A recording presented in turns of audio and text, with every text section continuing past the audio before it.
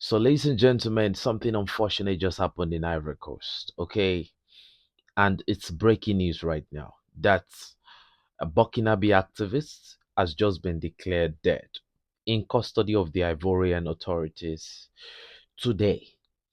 But according to the information we had, he allegedly died in custody on the 21st of this month. So officially, it was declared today by the Ivorian authorities that he died in a gendarmerie school in a cell. And the claim that is being brought to the public domain is that he committed suicide, hanging himself in a cell. That is ludicrous. That is unbelievable. That is not even something that you can tell a reasonable high IQ kindergarten student, because what are ropes doing in a cell? And if you look at the way a cell is structured, there is no way he would have, committed suicide by hanging himself in a cell. So a lot of people are claiming that he must have died um, under the command of the president of Ivory Coast, Alassane Ouattara, allegedly. And a lot of people are calling for, a retaliation and all of that.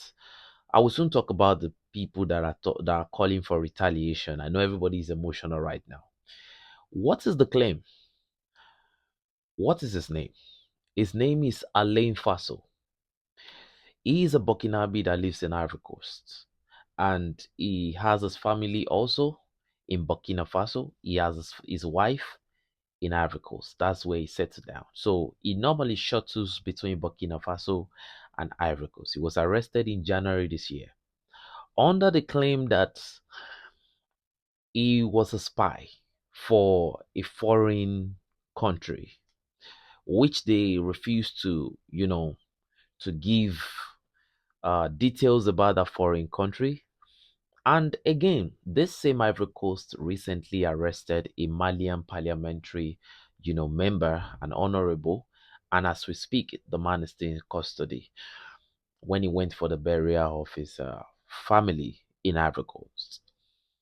Ivory Coast is gradually becoming a very, very hostile, not a neighbor, hostile state at this point, from supporting terrorism to clamping down on civilians within Ivory Coast itself to taking terror to, I think, nationals of neighboring African countries. And at this point, I think everybody that are Sahelians, if you are Nigerian, if you are Ghanaian, I think it is high time you start thinking about another option. I won't say it is safe for you to still be staying in Ivory Coast. We have people, I have friends that have family in Ivory Coast, but I won't advise anybody at this point to go and maybe have a good plan for residing in a place like Ivory Coast. That is not even a place. Earlier in the year, we saw the escalation that happened because of a political rift that happened. So I don't really think Ivory Coast is safe any longer. But recently, we've not heard anything about JNIM attacking Ivory Coast, even though they are very close to Burkina Faso. So which really sends out a message that maybe they are in connivance with the people that is actually sponsoring terrorism in the Sahel. I'm just thinking, right? I'm not really saying, but I just think that could be a possibility. And a lot of people have been calling for retaliation that, if the the Sahelian states does not retaliate, respectively, that it will be seen as a sign of weakness. Actually, I see the truth in that, but also you have to think about the pros and cons in this situation. Now, I have sat down on my own and I've even thought about the concept of, okay, a war between the Sahel state and ECOWAS. And I can tell you categorically that if there is any type of escalation, the Sahelian state would inflict a level of damage to ECOWAS to a level where, I mean, it will be devastating because we have to look at who is backing the both blocks. It's different. It's different. The African cause. Oh, by the way, ladies and gentlemen, the African call guy said on Telegram that we should say hello to everyone. Here is the picture they posted. So what I think is that's just a diversional therapy right there. So what I think is I think this is not a funny issue. Though, according to the information we had at this point, the Burkinabe embassy in Ivory Coast has not been officially, informed, and the Burkinabe government is expected to respond within a short period of time. But this is what I think. I think first of all, I think the Sahelian citizens should first of all evacuate Ivory Coast. That's what I think for your own safety because anybody can be alleged. So being an activist for the Sahel is a crime in any democratic country. So that is the risk that we take, and you know, everybody should understand the risk is risky, because these Democrats they don't want to lose that power. They don't want to lose that maneuvering edge. That's stealing. Nobody, these people don't want to leave the money they continue to steal. So you have to understand. So it's like when you are an activist that you are actively speaking, against what they do and all of those things, and you are even seeing campaigning for the AES state, you are seen as a threat, and they will likely try everything they can to make you disappear. You know, I mean, calling him a spy was just an excuse, and arresting him from January to this point, man, is actually inhumane for somebody that's, I don't know when African countries begin to call another African person a spy. Where's this language coming from? This old thing, I've never a nation calling the citizen of another African country a spy. I've never heard of anything like that in my country. You could be an armed robber, you could be a kidnapper, you could be anything, but calling you a spy in Africa, this language is new. You know, I can categorically say that still I believe that there is, an influence of France here. I am saying this that there will be an influence of France here. And I feel like that guy would have been tortured. A lot would have been done to him. A lot of questioning would have been done. I can only imagine what he must have been through while he was in custody. And I think his wife should be saved, in my own opinion, because I mean his wife will have some information that could be very, very vital that it can give if there will be, legal action that will be taken against Ivory Coast. But I still think because Ivory Coast is a country that, wiggle their tail to the Western, colonialist, I think they can still get away with it.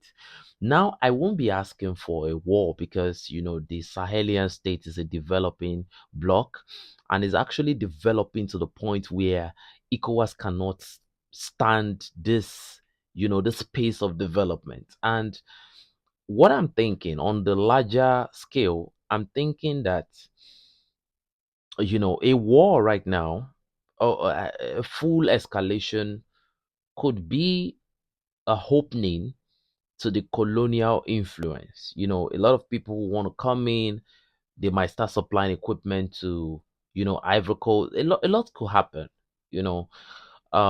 Everybody can ask for combat, but I mean, the people that really, really put their lives and put everything on the line, on the front line, they are the last to ask for trouble. But when it comes, they will be the first, to defend your lives. For the civilians that are asking for war, nobody really wants war, but don't be the one to start it. Let it be very, very clear and obvious that okay, you didn't start this, but if anybody bring war to your doorstep, then you have you have a full reason to fight to the last man, because now It threatens your existence. That means the fight you are the war you are waging is existential. Then you have a reason.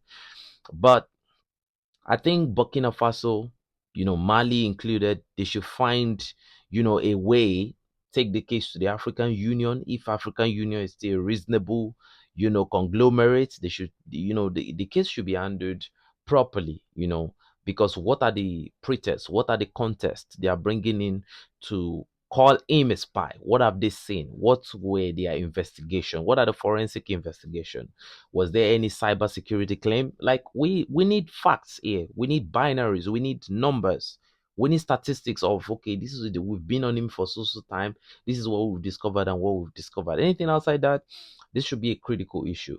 But I'm just saying, if there is ever an escalation, Ivory Coast will be knocked back to history, because who is going to assist Ivory Coast in a full escalation against the Sahel? And trouble to one of the AES states is trouble to all of them. They will all come at you as once. So you have both the Nigerian armed forces, the Burkina Faso armed forces, together with the VDPs and together with all their units, Malians and the African Corps. Ivory Coast these guys will knock Ivory Coast back to the Stone Age. It's it's reality is what will happen. And you have the African core that have some level of technological hedge that I don't think Ivory Coast have. So I mean, it's not just ideal to ask for an escalation right now. That's what I'm saying. But should, in case there is an escalation, I don't see a way. I don't, I'm just saying this for the sake of the citizens, for the sake of the civilian, for the sake of Africa. It will open door for a whole new colonialism entirely for several African countries, because ECOWAS might try to join, and at the end of the day, the whole ECOWAS, will only give the Western colonialists another opportunity to now grip, like, to give Africa a shock hold. Because for all the countries that will get touched up in this battle, it will only give them that opportunity. I mean, the currency will fall, the economy will die down. So I don't want this development in Burkina Faso, Mali, or Niger, this all progress they've made so far. I don't want anything staining or touching it. So I feel like let the development continue. But for all the citizens of the AES that are still in Ivory Coast, you are in unfriendly territory. My demand to you is move now. But I think Burkina Faso is a good place. So we don't want war generally. You understand? Let's be civil, let's be peaceful, let them handle it the right way, let them do the right thing. And but still it's a very sad day for pan-Africanism, because we just lost a soldier out there. So ladies and gentlemen, give us your opinion in the comment section below. It's your boy 7200 signing out. Enough said, but before I go, remember what I said: stay dangerous, your safety depends on it. But Ivory Coast need to really really couple, because if they do that to the wrong set of people, a lot of very bad things can happen very, very quick. Just saying.